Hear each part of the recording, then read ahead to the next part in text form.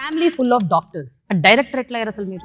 లక్కీగా I think it was lucky because ఒక entrance exam, Manipal entrance ఎగ్జామ్లో ఒక సీట్ వచ్చింది కాబట్టి ఏదో అలా చెప్పి వెళ్ళిపోయాను. లేకపోతే I would become an engineer, doctor ఉంది.